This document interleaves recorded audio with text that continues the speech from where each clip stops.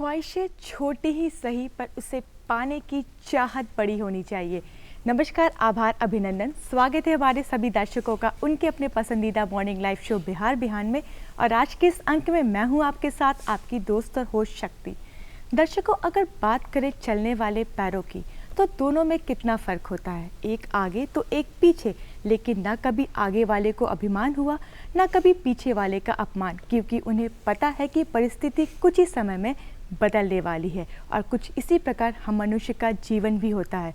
हमारे जीवन में उतार चढ़ाव, अच्छे बुरे, खट्टे मीठे पलों का आना जाना लगा ही रहता है, लेकिन इन पलों को हम बेहद ही खूबसूरत और सरलता से व्यतीत कर सकते हैं, जिसके लिए ज़रूरी है हमें दो बातों को अपनाना। पहला, ना तो परिवर्तन से डरना है, और दूसरा, ना तो संघर्ष करने से कतराना है। और बस यूं ही इसी प्रकार जीवन के लक्ष्य के प्रति निरंतर अग्रसर रहना है और हमारे पास जो कुछ है उसमें खुश रहना है। हालांकि हमारी खुशी इस बात पर निर्भर नहीं करती कि हमारे पास क्या है और क्या नहीं है, बल्कि इस बात पर निर्भर करती है कि हमारी सोच कैसी है, हमारे विचार कैसे हैं। तो आइए एक अच्छी सी सोच और विचार के साथ महात्मा गांधी द्वारा कहे इस अनमोल वचन से आज के दिन और आज के कार्यक्रम की शुरुआत करते हैं और देखते हैं आज का अनमोल वचन।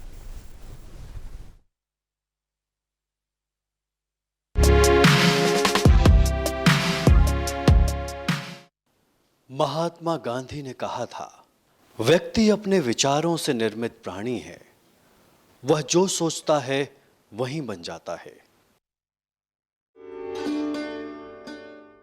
आज हमारे बीच मौजूद है हमारे बेहद ही खास मेहमान। आइए स्वागत करते हैं हमारे आज के अति विशेष अतिथि का। आप है योग आचार्य श्वेतांक आनंद जी। दर्शकों, इसी के साथ बता दूं कि यह भारत के सबसे पहले कम उम्र में योग रत्न उपाधि पाने वाले पहले योग आचार्य हैं, और साथ ही साथ इनके सक्रिय योगदान के इन्हें बहुत सारे पुरस्कारों से सम्मानित भी किया गया, जिनमें से कुछ पुरस्कार इस प्रकार हैं: मदर टेरेसा सद्भावना अवार्ड, भारत शिक्षा रत्न अवार्ड इत्यादि। इसी के साथ आइए पुनः स्वागत करते हैं हमारे आज के अति विशेष अतिथि का। श्वेतांक जी, आपका बहुत बहुत स्वागत है हमारे कार्यक्रम बिहार बिहान में। धन्यवाद शक्ति जी। जैसा कि एक एल्बर्ट आइंस्टाइन का श्वेतांक जी बहुत ही मशहूर और बहुत ही अच्छा कथन है, जिसके ज़रिए उन्होंने कहा है कि बिना स्वास्थ्य जीवन जीवन नहीं होता, बल्कि दुखों और आलस की अवस्था होती है। ऐसे में आपके दृष्टिकोण से जानना चाहूँगी, क्या है स्वास्थ्य और क्या है स्वास्थ्य जीवन? हाँ, हमारे यहाँ परंपरा में 4 पुरुषार्थों की बात कही गई है: धर्म, अर्थ, काम, मोक्ष।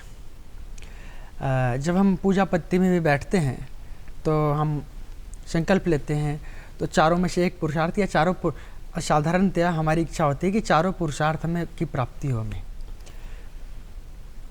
तो इसके लिए ये जो शरीर का माध्यम है, इसके बिना किसी पुरुषार्थ की प्राप्ति असंभव है। पहला धर्म, पाप और पुण्य की परिधि जो है वो धर्म है, सामान्य जन के लिए धर्म है। फिर अर्थ, जो भी आप विस्तार देख रहे हैं चारों तरफ, अर्थ है।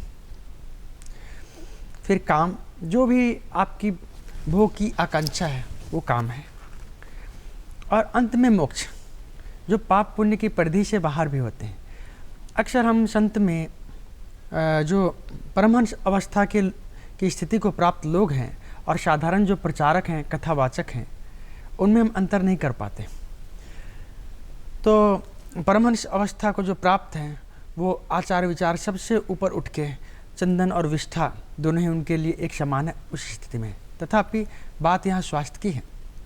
मैं ये कहना चाहूँगा कि जो आपका शरीर है ये एक माध्यम है इन चारों पुरुषार्थों के लिए। ये 4 दिशाएं जीवन की, हमारी सामान्य जन की 4 उपलब्धियाँ, लेकिन ये निर्भर करता है पूरी तरह इस शरीर के वाहन पर। और ये शरीर जितना आपका स्वस्थ होगा, और स्वास्थ्य की यदि परिभाषा हम देखें तो जो स्व में स्थित हो, अपने में आपकी स्थिति, साधारणतः हम ये भी कह सकते हैं कि शरीर और मन का जो यंत्र आपको मिला हुआ है, इसका व्यवस्थित होना, संतुलित होना, और इससे आप ठीक ठीक कार्य ले सकें और जहाँ आप हैं उससे आगे इसको विकसित कर सकें, इसी को स्वास्थ्य कहेंगे। बहुत अच्छी जानकारी आपने हमारे दर्शकों के साथ साझा की। अगर बात करें योगा की तो कहते हैं कि भारतीय संस्कृति विश्व की एक ऐसी संस्कृति है जो अपने भीतर तमाम महत्व को समाई हुई है और योगा भी उन्हीं में से एक है। आपसे जानना चाहूँगी कि इसकी उत्पत्ति कैसे और कहाँ से हुई। ऐसा है कि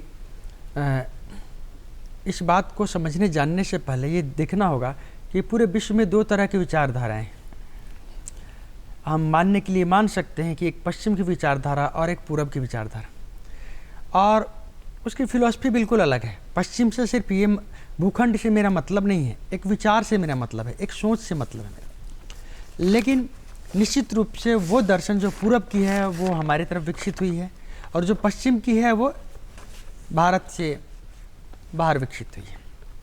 ठीक, तो एक जो विचारधारा है, जो पूर्वी सोच है, वो ये कहती है कि सनातन, सनातन का अर्थ ये है जो सदा से था, सदा है और सदा रहेगा। तो जो गूढ़ विज्ञान की बात है, चाहे योग हो, तंत्र हो या ध्यान हो, साधना पद्धतियाँ हो, उसके विषय में या परमात्मा ही हो, उसके विषय में हमेशा ही मानते हैं कि ये सनातन सदा से था, और या जीवन हो, इसके विषय में हमारी ये धारणा है कि ये सदा से था, सदा है और सदा रहेगा। तो योग के विषय में भी ऐसा ही है। लेकिन हाँ, यदि सामान्य जनमानस के लिए आप ऑन रिकॉर्ड, हमारे यहाँ इतिहास की बात नहीं रही, पुराण की बात रही है। याद रखें, पुराण और इतिहास में फ़र्क है, क्योंकि हम मानते हैं कि सारी चीज़ें गोल सर्कल में हैं, अवतार बार बार होंगे, हर चीज़ लौटेंगी, ये जीवन हमेशा एक चक्र की तरह है, हम जाके भी फिर वापस लौट आएंगे। तो उस संदर्भ में यदि हम बात करें तो हम ऐसा मानते हैं कि हिरण्यगर्भ पहले इसके उपदेशक हुए। उसके बाद की हम बात करें तो भगवान शिव को हम अपनी पद्धति में ये मानते हैं कि भगवान शिव को गंगोत्री की तरह, कि सारे उपदेश शिव से, सब कुछ तंत्र हो, योग हो, आग, सब कुछ वहाँ से शुरुआत हुई है, और उनकी प्रथम शिष्या उनकी पत्नी भगवती सती हुई। इसके बाद चीज़ें आगे बढ़ी हुई। इसीलिए भगवान शिव को योगराज कहा गया है, सभी योगों, और भगवान कृष्ण को योगी राज कहा गया कि उनसे अच्छा फॉलो करने वाला कोई भी नहीं हुआ। तो उसके बाद आधुनिक समय की यदि हम बात करें तो कई लोगों ने बहुत विशेष योगदान दिया। बहुत शुरुआती समय से ही पश्चिम में भी जाती रही चीज़ें, विवेकानंद, शिवपुरी बाबा, रामतीर्थ महाराज, बहुत से लगातार चीज़ें जाती रहीं। आधुनिक युग में भी यदि 100 साल के आसपास में हम देखें तो तेलंग स्वामी जी महाराज बनारस के 350 साल के, देवराहा बाबा कई सौ सालों के, रामदास काठिया बाबा, ये योग के ये लोग बड़े विशेष ज्ञाता हुए। और अभी के समय में हमारे यहाँ मुंगेर योग विद्यालय बहुत अच्छा काम कर रहा है, और भी बहुत से अच्छे योगी काम कर रहे हैं। बिल्कुल, जैसा कि अगर बात करें योगा की, कहते हैं कि वर्तमान की सबसे मूल्यवान विरासत है योगा, जो सदियों से हमारे देश में एक व्यायाम के रूप में अभ्यास की जा रही है, और इसकी महत्ता आज पूरे विश्व में इस कदर फैल चुकी है कि ये आज की आवश्यकता बन गई है। ऐसे में आपसे चाहूँगी कि इसकी महत्ता से हमारे दर्शकों को रूबरू करवाएं। जैसा कि मैंने कहा कि पूर्वी जो विज्ञान है वो कई डायमेंशंस को, कई आयामों को लेके चलता है। एक आयामी ने बहुआयामी, क्योंकि हमारी दृष्टि हमेशा ही चारों पुरुषार्थों पर है। ये 4 दिशाएं जो जीवन की हैं, तो हमारे यहाँ जिस भी विज्ञान की बात होती है उसमें इस तरह से उसका निर्माण किया गया है कि आपके जीवन के हर एक आयाम को, हर एक पहलू को वो स्पर्श करे। तो योग भी उसी तरह से। साधारणतः यदि योग की हम बात करें कि योग क्या है, तो पतंजलि योग दर्शन में योगश चित्तवृत्ति निरोध है। योग है चित्त के वृत्तियों का रुक जाना, जो दूसरा पतंजलि योग दर्शन के साधना पाद में दूसरा जो श्लोक है योग के लिए। तो चित्त क्या है, वृत्ति क्या है? चित्त, ऐसा मान ले कि आपके अंदर जो एक बोर्ड है जहाँ विचार चल रहे हैं उसको चित्त, और जो विचार चल रहे हैं वो वृत्तियाँ। जब वो रुक जाती है, कोई ऐसी अवस्था हो कि जब वो रुक जाए, तो उस रुकी हुई अवस्था के व्यक्ति को ही हम योगी कहेंगे, और उसी अवस्था को योग कहेंगे। और वहाँ तक जाने के बहुत से रास्ते हैं, ज्ञान योग, भक्ति योग, ठीक। लेकिन एक योगी पूरी तरह हर एक रास्ते को जानता है। वो समझता है कि किसको मंत्र देना है, किसको तंत्र देना है, किसको आसन प्राणायाम के जरिए करवानी है। जैसे क्रिया योग है ना, लाड़ी माँ से, महाअवतार बाबा जैसे शुरू हुए लाड़ी माँ से योगानंदा जी ने 7 क्रियाएं उसकी, ठीक। तो ये आपके शरीर को भी प्रभावित करता है, ये आपके मन को भी प्रभावित करता है हर और हम जो ये जीवन जी रहे हैं वो 2 ही आयामों में जी रहे हैं, एक शरीर और एक मन। इसके बाद कि हमें कुछ भी नहीं पता है और इन्हीं चीज़ों को ये स्वस्थ और बेहतर करता है। आज से यदि 100 साल पहले की बात हम करें और एलोपैथ के शुरुआती स्थिति में जो पश्चिम की चिकित्सा है, तो 350 साल पहले तक वो ये मानते ही नहीं थे कि ब्लड सर्कुलेट होता है। तो यदि कोई योगी कहता कि ब्लड सर्कुलेशन पर वो कंट्रोल कर सकता है तो नहीं मानते। और जब पश्चिम ने हम पर शासन किया, तो जब भी कोई कौम किसी पर शासन करती है तो मनोवैज्ञानिक रूप से भी वो बढ़त बनाने के लिए आपकी अच्छी बातों को भी वो नीचे करके रखती है। तो योग करने वाले लोगों को वो कि ये मदारियों का देश है, क्योंकि कोई सर के बल बैठा है, कोई नाक दबा रहा है, कोई पेट खींच रहा है। आज वही पश्चिम पूरा योग कर रहा है। आप सोचिए कि मशीनें उस समय विकसित नहीं थे, फिर भी कैसे पता कि ये क्रियाएं हमें स्वास्थ्य दे रही हैं। कोई भी एक्सरसाइज, व्यायाम और योग में अंतर, आपने कहा ना ये व्यायाम के रूप में की जा रही है, ठीक बात है, लेकिन व्यायाम और योग में बहुत अंतर है, बिल्कुल विपरीत उसके परिणाम है। जो यौगिक आसन है, आपका व्यायाम से मतलब आसन होगा, जो यौगिक आसन है वो बहुत दूसरे डायमेंशन में काम करते हैं, दूसरे आयाम में। वो आपके शरीर को स्वस्थ करते हैं। पहली बात, कोई भी एक्सरसाइज आपके डायबिटीज, थायराइड या बीपी में शायद काम करे, शायद, लेकिन योग में बहुत से आसन हैं जो काम करते हैं। क्यों? क्योंकि वो आपके अंदर से जो आपका सिस्टम है, जैसे respiratory system, blood circulatory system, digestive system, urogenital system, skeletal system, तो हम ये मानते हैं कि रोग भीतर से होता है, सिस्टम जो आपका, उसका परिणाम बाहर दिखता है, तो उस सिस्टम पर ये काम करता है यौगिक आसन। जो व्यायाम है आयाम, विशेष विस्तार, समझ रहे हैं, वो बाहर के मसल्स पर, बाहर की चीज़ों पर काम करता है। तो ये व्यायाम बना के करने की जो प्रक्रिया है, इस पर बहुत ध्यान देना होगा कि योग अलग है, ये एरोबिक एक्सरसाइज नहीं है।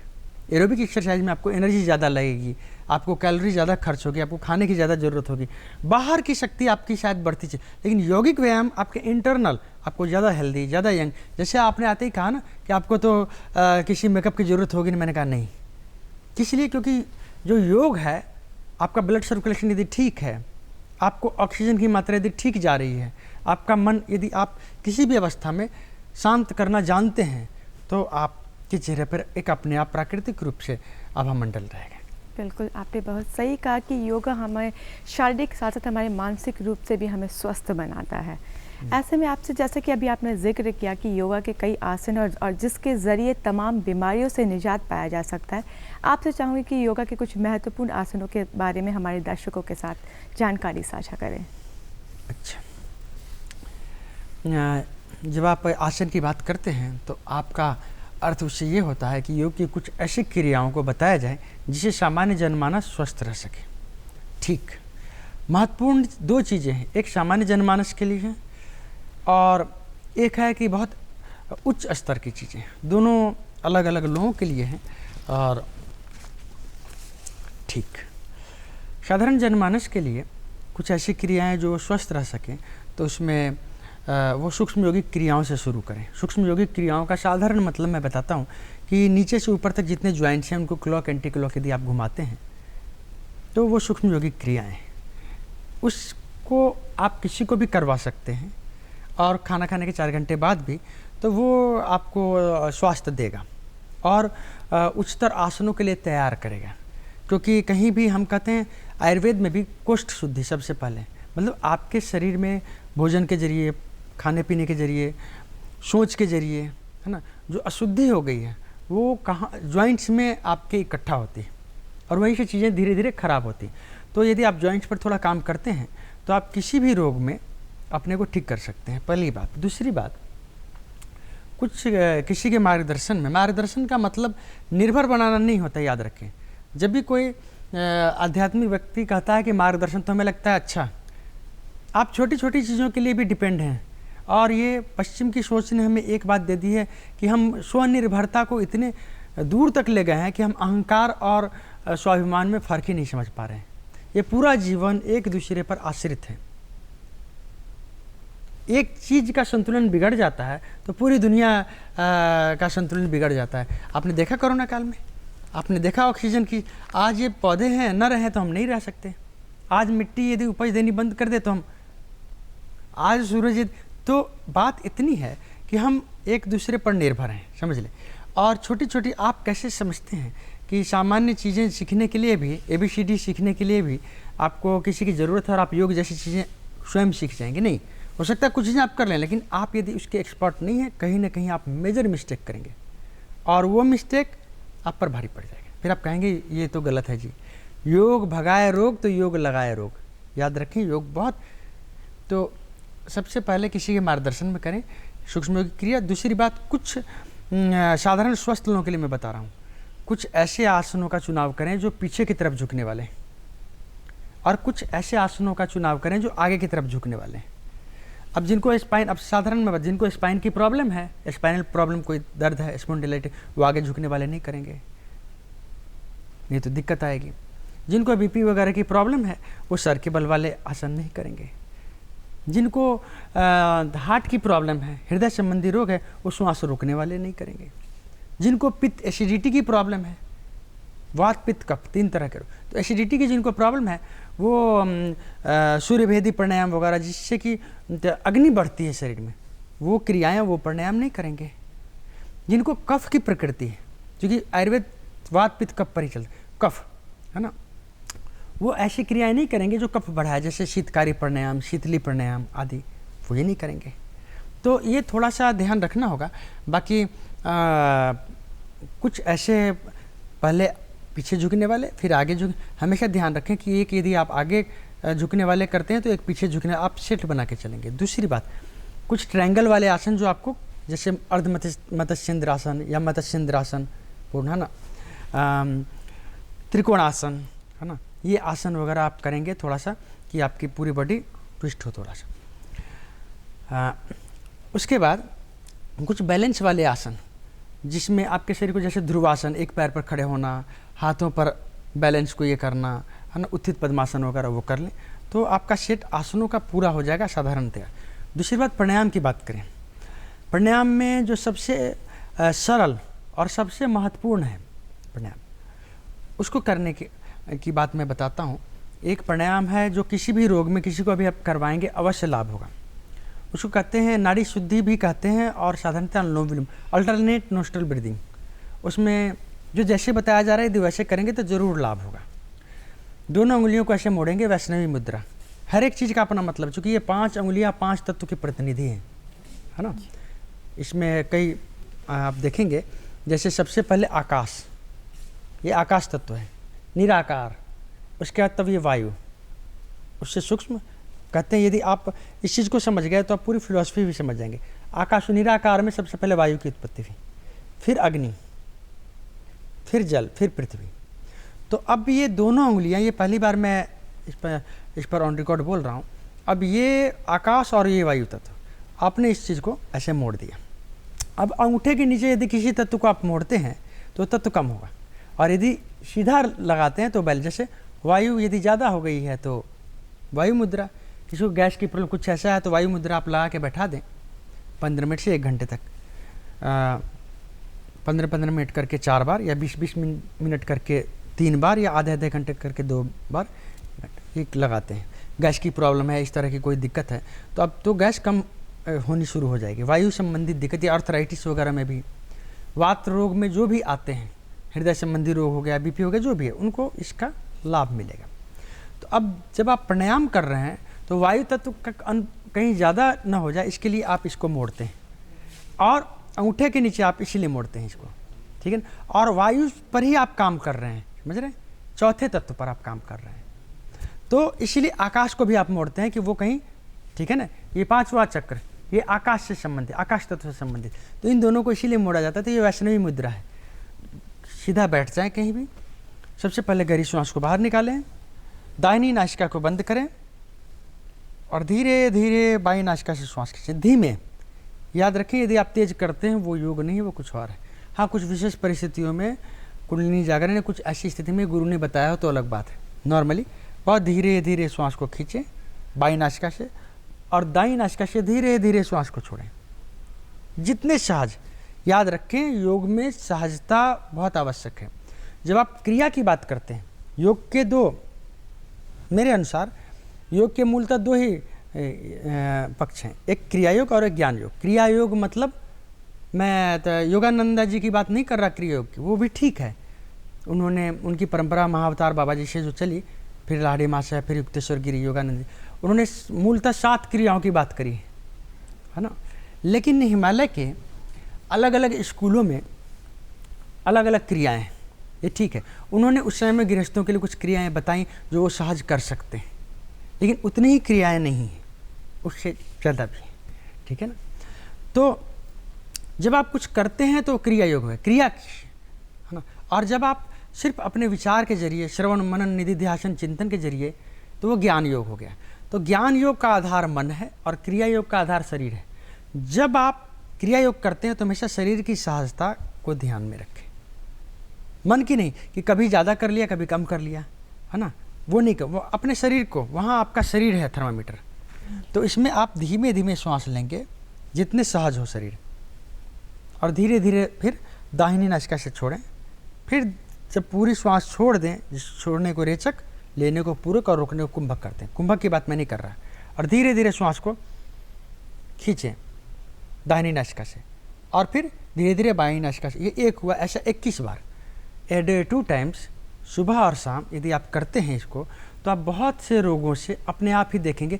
और संख्या से करें, घड़ी देख के नहीं करें, क्योंकि आज आप यदि 1 मिनट में 10 श्वास खींच और छोड़ रहे हैं तो 3 महीने के बाद वो 8 हो जाएगी अपने आप, क्योंकि आपकी कैपेसिटी बढ़ जाएगी, अशुद्धि दूर होगी। तो साल भर के बाद आप 5 पर पहुंच जाएंगे, 2 साल के बाद आप 3 पर पहुंच जाएंगे, समझ रहे हैं। तो इसलिए इसको घड़ी देख के नहीं करना है, फिर आप 21 बार करना है, ठीक है ना। धीरे धीरे ऐसा हो जाएगा कि 1 मिनट में भी 1 श्वास आपकी आने लगेगी, उससे भी ज़्यादा, फिर आपकी कंट्रोलिंग बढ़ती चली जाएगी। तो ये एक क्रिया किसी को भी आप बता सकते हैं, और खाने के 2 घंटे बाद भी यदि कोई करे, जो बीमार है तो वो लेटे लेटे भी कर सकता है। इसका परिणाम ये होगा, समझ लीजिए, कि आपके शरीर में जो भी अशुद्धियाँ हैं वो दूर हो, क्योंकि जब आप गौर से देखेंगे तो एक नोस्ट्रल हमेशा चलती रहती है, एक ये राइट और ये लेफ्ट। हाँ हाँ, ये राइट, इसको कहते हैं शिव, सूर्य, गंगा, और ये यमुना, लेफ्ट ईड़ा। हमारे शरीर में योगियों ने जो 72,000 वो नाड़ियाँ, उसमें 10 मेन है, ईड़ा, पिंगला, सुषुम्ना, समझ रहे। तो पिंगला जो है ये सूर्य नाड़ी है, इसको दिन, गर्म, पुरुष, शिव, ठीक है ना। इसको ठंडी चंद्र नाड़ी कहते हैं, ठीक है ना। तो 1 घंटे के लिए ये चलती है, और 1 घंटे के लिए योग के एक बहुत गहरे डायमेंशन में, गहरा आयाम है, ठीक है, उसको कहते हैं स्वर योग। इसके बहुत कम जानकार हैं और ठीक ठीक कम जानकार हैं। इसमें एक बात है कि 1 घंटे के लिए ये चलेगी, 1 घंटे के लिए ये चलेगी, तो इन्हीं दोनों, और थोड़ी देर के लिए दोनों नोस्ट्रल चलेगी। तो ये जो राइट नोस्ट्रल है ये लेफ्ट ब्रेन से जुड़ी हुई है, और लेफ्ट नोस्ट्रल राइट ब्रेन से जुड़ी है, इसीलिए इसको वही योगी नियंत्रित कर सकते हैं जो कि अपने मस्तिष्क पर नियंत्रण कर सके। तो आप इसको यदि करते हैं तो दोनों ही नोस्ट्रल, दोनों ही ऊर्जा को आप नियंत्रित करते हैं, बैलेंस करते हैं, क्योंकि कोई भी रोग तभी होता है जब एक नोस्ट्रल ज़्यादा या कम चलने लगे, तो आप स्वस्थ होने लगेंगे। दिन कौन कौन से योग क्रियाएं हमें करनी चाहिए ताकि हम खुद को स्वस्थ रख सकें? हाँ, जैसे पीछे भी बात हो रही थी, ठीक है ना, कि आसनों पर बात हुई, एक प्राणायाम पर बात हुई, है ना। तो ये करने से आप, सामान्य लोगों के लिए ही बात हो रही है कि सामान्य लोगों को, क्योंकि हायर डायमेंशन की बात अलग है, तो सामान्य स्वास्थ्य को कैसे ठीक कर सकें। आप वात पित्त कफ को संतुलित जितना करेंगे अपने शरीर में, उतने ही आप स्वस्थ रहेंगे। दूसरी बात, आपके शरीर की अशुद्धियाँ जितनी ही आप दूर कर सकें, जो दैनिक जीवन में आपके खान पान, विचार, सोचने के जरिए, चिंता, है ना, तो कहते हैं ना, चिंता ने चिता से कहा तुम तो मृत को जलाती हो और मैं तो जिंदे को।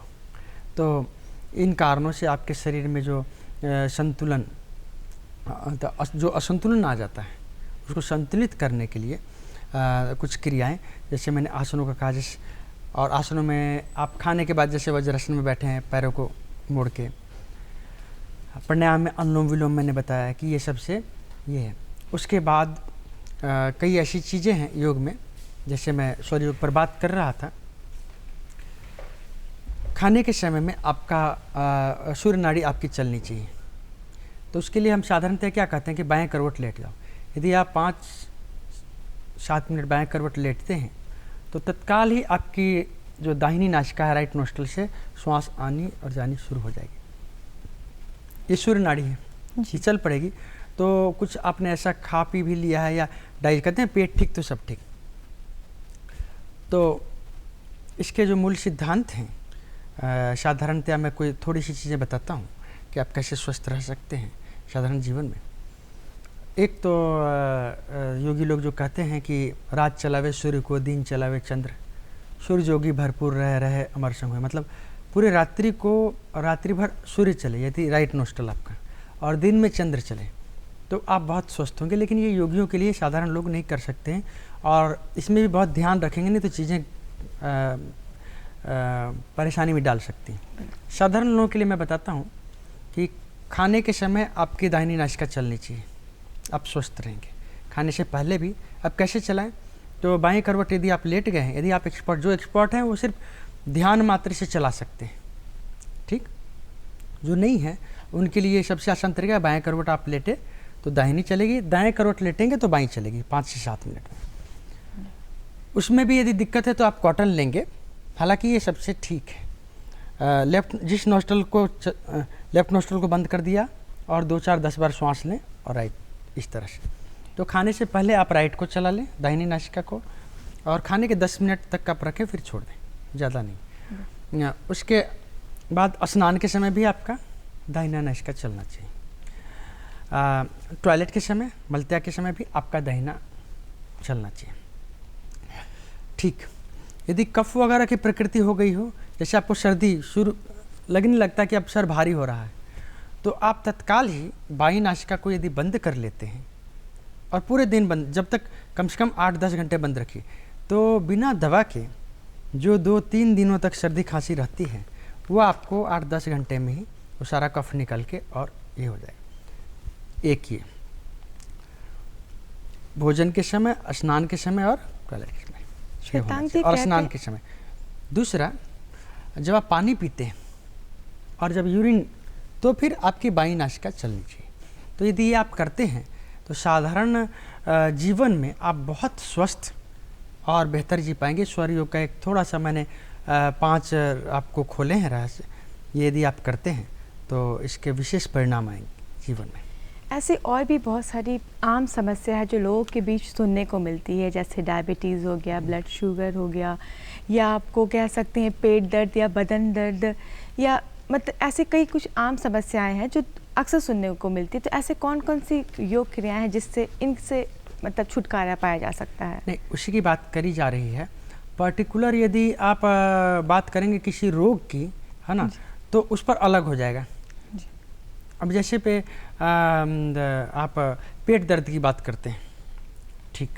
पेट हमारे यहाँ देखा जाता है कि किस कारण से हो रहा है, सिम्टम का इलाज नहीं होता हमारे यहाँ। हमारे जैसे कि आप सर दर्द ही है तो कई कारणों से हो सकता है। सर दर्द आपको गर्मी लगने के चलते भी हो सकता है, ठंडी लगने के चलते भी हो सकता है, बहुत ज़्यादा सोए हो तब भी हो सकता है, नहीं सोए हो तब भी हो सकता है, बहुत ओवर ईटिंग कर ली हो तब भी हो सकता है, बिल्कुल न खाया हो तब भी हो सकता है, पित्त के बढ़ने के चलते हो सकता है, वात वायु के चलते भी हो सकता है, कफ। तो हम देखते हैं किस कारण से है, समझ रहे हैं। तो जो मैंने अभी आपको बताए हैं, है ना, नियम योग के बहुत गहरी, सूर्य योग के भी और भी पीछे, वो ऐसी चीज़ बताएं कि वात, पित्त, कफ, इन तीनों को ही संतुलित करें, नियंत्रित करें, ठीक है ना। तो इसमें ऐसा है, अब जैसे कि पेट दर्द ही कर रहा है, जैसे बच्चों कहीं भी, तो अब यदि गैस के चलते हैं तो आप वायु मुद्रा लगाएंगे, और उसमें भी यदि अपान वायु, पहली अंगुली यहाँ और दूसरी अंगुली अंगूठे से और तीसरी है दोनों हाथों से, तो 10 से 15 मिनट नहीं बीतेंगे, 15 मिनट के अंदर आपके पेट दर्द में तत्काल रिलीफ हो जाएगा। या गैस की किन्हीं को बहुत ज़्यादा दिक्कत है, ढकारे आती हैं या अपान वायु की दिक्कत है, तो ये करें लेकिन इसको करना पड़ेगा, 15 मिनट से कम में की बात नहीं है, लेकिन 15 मिनट में तत्काल उनको रिलीफ होगा। उसके अलावा यदि हृदय संबंधी कोई दिक्कत हो, किन्हीं को हृदय से संबंधित कोई आ गई है अटैक वगैरह या ऐसा लगता है उनको, तो वो ये करेंगे तो उनको निश्चित इनका लाभ होगा। लेकिन करना कितना है, कम से शुरुआत में आपकी उंगलियां फ्लेक्सिबल नहीं, धीरे धीरे हो जाएगी। 15 मिनट एक बार में, ज़्यादा भी कर सकते हैं लेकिन कम से कम 15 मिनट, और 4 बार करेंगे इस चीज़ को, 15-15 मिनट करके 4 बार, 1 घंटे या 20-20 मिनट करके, या आधे घंटे करके, या सीधा ही 1 घंटे। ज़्यादा भी कर सकते हैं किसी के मार्गदर्शन में यदि कोई विशेष परेशानी हो तो। ठीक, इसमें आपको हृदय संबंधी कोई दिक्कत है तो आपको जैसे आप देखें कि सांस लेने में दिक्कत हो रही है, इसको करवाएं तत्काल। आपको 15 मिनट में हार्ट बीट ऊपर नीचे बढ़ रही है, आप करवाएं 15 मिनट के अंदर, बिना किसी दवा के आपको लगाया कि वो संतुलित होने लगी। क्योंकि ये सारे वात रोग में है तो ये वात रोगों में काम आएगी आपको। बीपी अप एंड डाउन हो जाती है, लो या ठीक, तो इसमें भी यदि करवाई जाए तो इसमें लाभ होगा। तो इस तरह से कुछ ऐसी चीज़ें हैं जो आप कर सकते हैं। तो ये एक मुद्रा मैंने बताई, और भी कि जैसे नेत्र के लिए आप करें, आँखों के लिए तो साधारणतः प्राण मुद्रा है, इसका भी यही है 15 में जो मैंने पीछे बताया। कई तरह, अब यदि किडनी की प्रॉब्लम तब भी अपान वायु मुद्रा आप करेंगे, काम आएगा। यूरिन या यूरोजेनाइटल सिस्टम की कोई प्रॉब्लम, उसमें भी काम आएगा ये। कभी कभी यूरिन करने में जलन या यूरिन रुक जाती है तो उसमें भी काम है। तो इस तरह की कई ऐसी चीज़ें हैं जो आप कर सकते हैं। और साधारण दैनिक जीवन में आप यदि किसी योग को नहीं जानते हैं कुछ भी, और आपके पास समय कम है, तो आप गहरी सांस लेने छोड़ने का अभ्यास कर सकते हैं, लेकिन धीमी। पहले धीरे धीरे श्वास को छोड़ें बहुत सहज तरीके से, और फिर धीरे धीरे श्वास को लें बहुत रिलैक्स विश्राम पूर्ण अवस्था में। शुरुआत में 1-2 मिनट भी ही आप कर पाएंगे। धीरे धीरे जब आपकी आदत हो जाएगी तो आप घंटों ऐसी अवस्था में रहेंगे और आपको दिक्कत नहीं आएगी।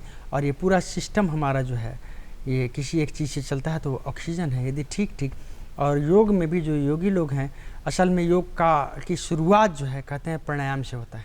योगी वही, क्रिया योग की मैं बात कर रहा हूँ, हठ योग की। योगी वही जिसका प्राण नियंत्रण में हो और प्राण पर वो बहुत काम करते हैं, रेचक, पूरक, कुंभक या जिस भी तरह से स्वर योग, उसी में सहयोगी मुद्राएं भी हैं। थोड़े से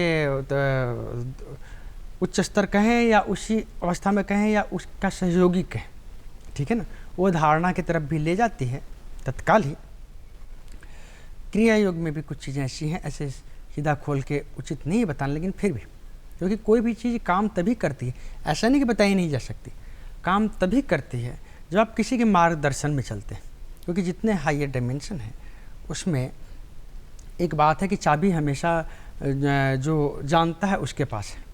चाबी में अपने आप कुछ भी नहीं है, जब तक वो बताएगा नहीं कि ये चाबी इस ताले की है, तब तक आप कितना भी कुछ करते रहें उसका बहुत विशेष परिणाम नहीं आता है। शतांग जी, अभी आपने जिक्र किया हायर डायमेंशन योगा की, ये क्या है ये जानना चाहूँगी। ऐसा है सकती कि एक योग है सामान्य जनमानस के लिए, उनको अपने स्वास्थ्य, शरीर का स्वास्थ्य और मन का स्वास्थ्य, साधारणतः तो शरीर ही, मन तक तो, लेकिन साइकोसोमैटिक शरीर का मन पर असर पड़ता है, मन का शरीर पर, ठीक उसी में वो उलझे हुए हैं, उनकी वही आवश्यकता है। इससे बाहर जो लोग निकल पाते हैं, जो जिनकी समझ विकसित हो पाती है कि इसके बाद भी कोई चीज़ है, वो योग के उच्चतर आयाम में जाते हैं। इसमें 2 तरह की मूल बात है, एक साधन योग है और एक सिद्ध योग है। साधन योग क्रियाओं के जरिए, ठीक है ना, क्रियाओं के जरिए विशेष, ठीक है ना, उसमें क्या है कि अलग अलग गुरुओं ने अलग अलग विशेष चीज़ें दी हुई हैं, जैसे प्राणायाम की विशेष विधियाँ, ठीक है ना। अब जैसे क्रिया योग की ही बात करें तो क्रिया योग में लाहिड़ी महाशय की डायरी है, वो एक प्रकाशित भी है, भट्टाचार्य जी ने मेरे ख्याल से प्रकाशित की, 32 डायरियाँ उन्होंने लिखी। एक तरफ तो वो ये भी कहते हैं कि आज समाधि लग गई, आज वो अवतार या वो संत आए और शरीर मेरा ग्रेविटेशन से ऊपर उठ गया। और एक तरफ ये भी कहते हैं कि मन में आज इस तरह के विचार आए, है ना, काम के, क्रोध के, इस तरह के विचार आए। तो योगियों के बारे में बहुत से भ्रम भी होते हैं। लेकिन अब एक बार वो कहते हैं कि भाई हमारी खिचड़ी लगने लगी, ऊपर चली गई, तो खिचड़ी को बड़ा महत्व देते हैं। अब इसलिए खिचड़ी में क्या होता है कि जीवा आपके बिल्कुल ऊपर ब्रह्म कपाल में चली जाती है। उसके भी ठीक ठीक पूरे रहस्य लोग जानते नहीं हैं। अधिकतर लोगों को लगता है कि भाई आज्ञा चक्र के पास ही वो जीवा लगती है, वो भी प्राइमरी है असल चीज़। और वो मैं अभी कहूँगा भी नहीं, लेकिन फिर भी मैं थोड़ा बताता हूँ आपको, यदि आप कैच कर सकें। जीवा ऊपर चली जाती है, देखेंगे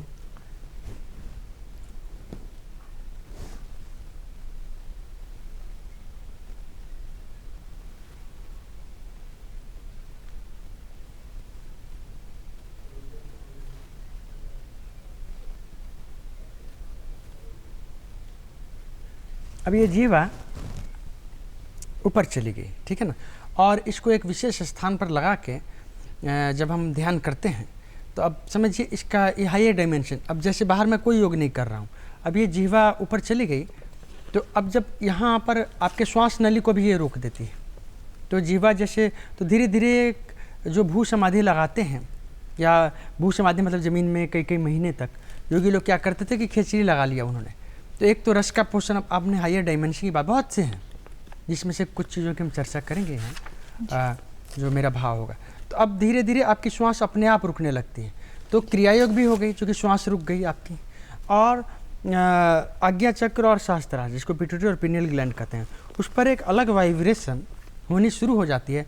तो आप एक ऐसी अवस्था में, शांत अवस्था में अपने आप जाने लगते हैं, जिसमें कि जिसको ध्यान कहें, पहले धारणा फिर ध्यान और तब अंततः समाधि, ठीक है ना। उस अवस्था में हम जाने लगते हैं।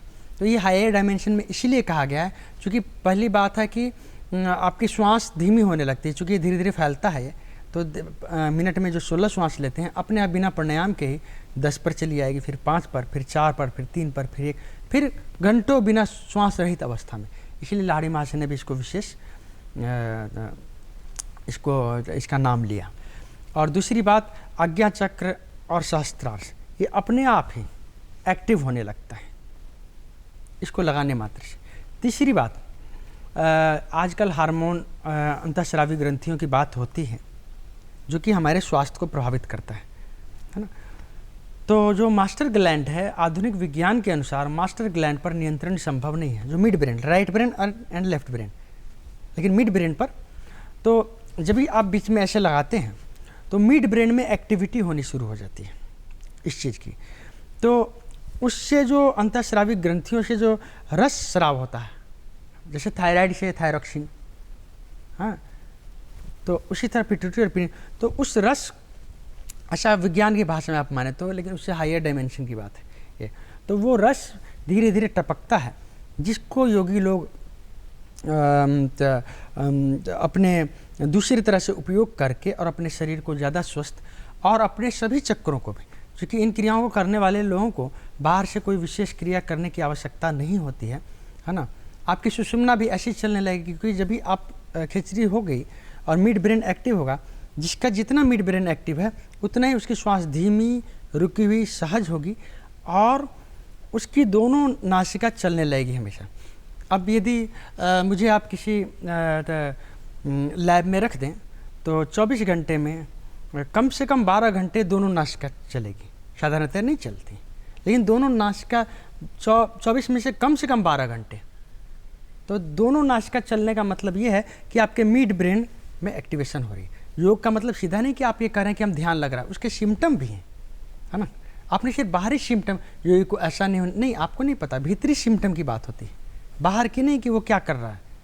ठीक है, जगत व्यवहार जैसा जो होता है वो करता है, लेकिन भीतरी जो सिम्टम होते हैं, उसके श्वास पर नियंत्रण होगी, उसकी सुषुम्ना ज़्यादा चलेगी, उसका मन, जो माइंड की रेटिंग है उस पर उसका नियंत्रण होगा। तो जैसे इसकी बात मैंने करी, तो एक तो रस निर्माण होता है, दूसरी बात अपने आप मिड ब्रेन पर काम होने के चलते वो ध्यानावस्था में जाने लगता है, तीसरी बात उसकी श्वास पर अपने आप नियंत्रण होने। तो ये 3 चीज़ें जब होती हैं तो फिर उसको गहरे योग की प्राप्ति हो जाती है। तो उसी तरह से और भी कई प्रक्रियाएं हैं जो हायर डायमेंशन में हैं। अगर आप चाहें तो उनका जिक्र करना चाहें तो। जैसे एक विशेष की मैंने कही, ये क्रिया योग की भी आप बात कर रहे थे, तो क्रिया योग में सबसे हायर डायमेंशन की ये बात कही गई है। घटाकाश की साधना में भी इसका विशेष उपयोग है। नाद वगैरह का भी प्राकट्य, इससे अपने आप रस, प्रकाश और नाद, है ना, और सुगंध, जो कि जीवा ऊपर जाती है तो नच के, तो ये और स्पर्श समझ लें। मतलब ऐसा समझें कि जो डिवाइन है जगत, उसको अपने आप ये खोलने लगती है। चूँकि जीवा है तो स्पर्श है। अब इसको हम शिव का प्रतीक भी मानते हैं, लिंग का, और ये जो ऊपर गई तो इसको योनि शक्ति का। तो आप यदि इसको ऊपर जीवा को ले जाते हैं तो अपने आप ही शिव और शक्ति का मिले। योग क्या है? अर्धनारीश्वर जो प्रतीक है, तो इसलिए ये शिव है, ये शक्ति है। हठ योग, हकार और ठकार। हठ योग का मतलब हठ नहीं है, जबरदस्ती नहीं है। सूर्य और चंद्र का मिलना ही, आपके अंदर जो अपान और प्राण है उसका मिलना ही। तो इसका एक बहुत अच्छा जो तरीका, और कई डायमेंशन, तो जैसे आपने ये किया तो आप ये चीज़ें होने लगती हैं अपने आप ही, ठीक है ना। उसके साथ साथ कुछ और क्रियाएं हैं, जैसे कि शामी मुद्रा की बड़ी जिक्र होती है, लेकिन मैं मना करता हूँ शामी मुद्रा। साधारणतः एक आध दिन कर लेना अलग बात है, लेकिन नियमित करने पर जो लोग करते हैं, शायद सैकड़ा में कोई एक व्यक्ति ही ठीक ठीक कर पाएगा आधुनिक समय में। क्योंकि आजकल हमारी आँखों में, बताता भी चलता हूँ मैं कि करना चाहिए नहीं करना चाहिए, आँखों में आँखों का बहुत उपयोग है, मोबाइल, पढ़ाई, सारा कुछ। शामी मुद्रा में का बहुत उपयोग है। जैसे आँखों को यहाँ ले आना इस तरह से, ठीक है ना, भ्रू मध्य में यहाँ देखना है, ठीक है ना, इसको शामी मुद्रा कहते हैं। अब इससे भी क्या होता है, आपके मिड ब्रेन पर असर पड़ता है। लेकिन यदि साधारणतः 1-2 मिनट की बात नहीं, फिर घंटों ऐसी अवस्था में योगी होते हैं। जैसे खिचड़ी भी लगाई, 1-आध मिनट लगा लिया तो ठीक है, लाभ मिलेगा। लेकिन कम से कम 1 घड़ी यदि आपने नहीं लगाई तो फिर विशेष लाभ मुझे नहीं लगता है मेरे अनुभव में। और 1 घड़ी लगाने के लिए धीरे धीरे उसमें और भी कई तरीके हैं, और मार्ग निर्देशन के बिना यदि आपने जीवा लंबी कर भी ली तो आपको विशेष लाभ नहीं मिलेगा, ऐसी बात नहीं है, विशेष लाभ नहीं मिलेगा। तो अब शामी मुद्रा करने पर यदि आप निरंतर करते हैं तो आपकी मेमोरी पर बहुत अच्छा असर पड़ेगा, आपका मन शांत होता चला जाएगा, आपकी दृष्टि में बहुत शक्ति आ जाएगी, ठीक है। और कई जो पैरानॉर्मल जो शक्तियाँ हैं, है ना, दूर दृष्टि, दूर से चीज़ों को हिला देना या ऐसा कर देना, शक्तिपात कर देना, ये चीज़ें भी होती हैं। लेकिन ये करने से आपकी आँखें खराब होने लगेंगी, क्योंकि आज आँखों का बहुत ज़्यादा उपयोग है। आपको शुद्ध देसी गैया का घी, मधु, त्रिफला, आंवला, ये यदि आपको उपलब्ध है और आप उसका उपयोग कर रहे हैं ठीक ठीक, कुछ रसायनों का भी आँखों के लिए भी, तब तो आप कर सकते हैं, है ना। त्रिफला का भी बहुत उपयोग है इसमें, है ना, त्रिफला चूर्ण वगैरह का भी, जो लोग विशेष आँखों पर काम करते हैं, चूँकि उसमें आंवला वगैरह ये सारी चीज़ें, हर बहेड़ा आंवला, तो वो नहीं होने के चलते और आँखों का विशेष श्रम होने के चलते इस समय में वो उपयोगी नहीं है। शायद सैकड़े में कोई एक प्राकृतिक रूप से इसका अभ्यस्त हो, हरे का शरीर, तो अलग बात है, नहीं तो ये नहीं करना चाहिए, ठीक है। ये भी एक विशेष योग में है। उसके अलावा अगर महिलाओं की बात करें, महिलाओं के स्वास्थ्य से जुड़ी बात करें, तो जैसे कि देखते हैं कि महिला अक्सर अपने स्वास्थ्य का ध्यान नहीं देती और किसी कारणवश वो कई तरह की बीमारियों से जूझने लगती हैं।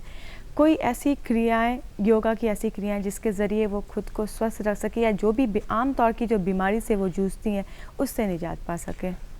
ठीक, जो महिला संबंधी समस्याएं होती हैं, जैसा मैंने बताया कि अनुलोम विलोम करें, शरीर सबको स्वास्थ्य देगा। दूसरी बात,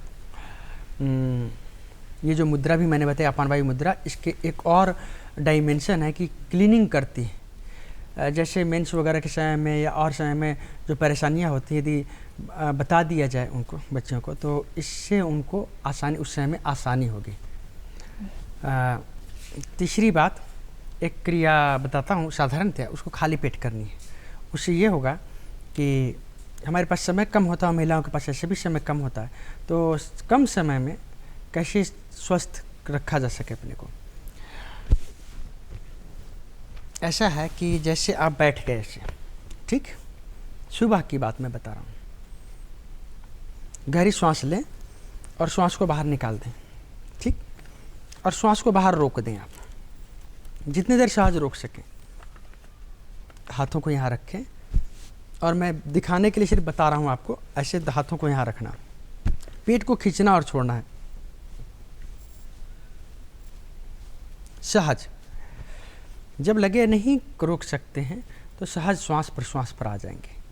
और उसके बाद फिर इसको कम से कम 3 चक्कर। इससे क्या होगा, आपके जो मेजर जो सिस्टम है वो नोवल सेंटर के आसपास में, लीवर, किडनी, स्प्लीन, सारी चीज़, यूरोजेनाइटल सिस्टम, तो इसको आप स्वस्थ कर सकते। एक सहज मालिश होती है इसकी, सभी कर सकते हैं। साधारणतः महिलाओं को, चूँकि बच्चे को भी जन्म देना होता है, यूरोजेनाइटल सिस्टम समस्याएं भी उनको होती हैं हर महीने, तो इसके चलते उनका ये मजबूत होगा और स्वस्थ होगा, तो ये कर सकते हैं। दूसरी बात, चूँकि श्वास रोका हुआ है तो आपके लंग्स पर भी असर हो रहा है, तो लंग्स का सीधा असर हार्ट पर है ना। तो आपने एक क्रिया करके ही आप अपने मेजर सिस्टम को आपने प्रभावित कर लिए, ठीक है ना। तो एक क्रिया तो ये 3 से 11 चक्र तक सुबह कर सकते हैं, खाना खाने के बाद नहीं करना है, ठीक। अनुलोम विलोम बताया, अपान वायु मुद्रा बताई, ये बताया। फिर जैसा कि श्वेतांग जी आप यहाँ पर आए और योगा से जुड़ी बहुत सारी महत्वपूर्ण जानकारियाँ दी और हमारे दर्शकों को इसकी महत्ता से रूबरू करवाए, इसके लिए बहुत बहुत धन्यवाद। तो दर्शकों, ये थे हमारे आज के अति विशेष अतिथि योग आचार्य श्वेतांग आनंद जी, जिससे हमने बहुत सारी महत्वपूर्ण जानकारियाँ प्रदान की। तो आपको हमारा आज का प्रोग्राम कैसा लगा, इसके लिए अपनी प्रतिक्रिया हमें ज़रूर लिखें, जिसके लिए ज़रूरी आपको हमारा पता नोट करना। और हमारा पता है निदेशक डीडी बिहार दूरदर्शन केंद्र पटना, पटना फ्रेजर रोड, पटना 800001, और हमारा ईमेल है director.ddkpatna@gmail.com।